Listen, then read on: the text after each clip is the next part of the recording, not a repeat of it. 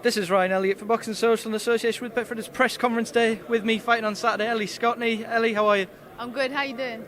Good, thank you. Obviously we're deep into fight week now, just finished the press conference there. Heard your opponent speaking, was going on for quite a while. How do you find all of that?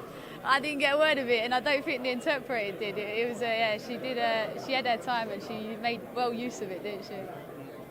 Let's talk about then. Guanini is here. She said a piece today. She said she's much more prepared for this fight. And only your fourth fight fighting a former world champion.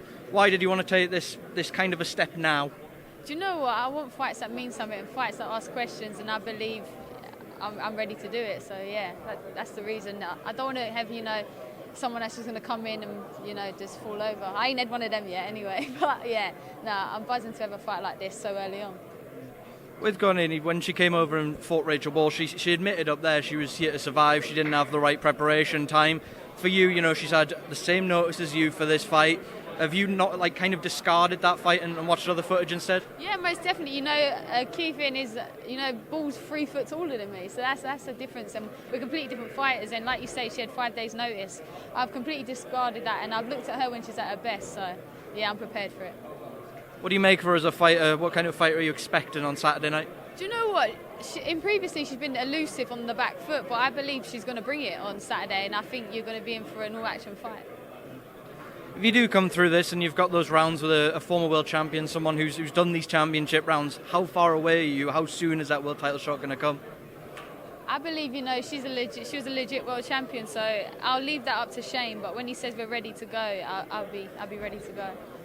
I believe there's some kind of WBA belt on the line this weekend, so that will help you with your rankings in that regard. I think the IBF in your weight class is vacant at the minute. Have you guys been kind of keeping an eye on what kind of route you want to go? Yeah, to be honest, I think we're going to be looking at bantamweight after this. All that matters is Saturday first and foremost, because I've got to get the job done first. So yeah, that's all that matters. Yeah, it was mentioned in the press conference about going to bantamweight there. Why now do you feel different and feel able to go there and be strong at bantamweight? I just believe, for me, a big ambition is, I feel like I can go bantamweight and then work your way up and do more than one weight. So, yeah, I'll definitely be looking into it after this. It's part of the appeal at bantamweight, all those big-name fights that could be made going forward. We've seen the likes of Jamie Mitchell, Shannon-Courtenay, Ebony Bridges in that mix. Is that part of that appeal? Yeah, most definitely. They're fights that, they're domestically everyone wants to see. So, yeah, that's a key factor.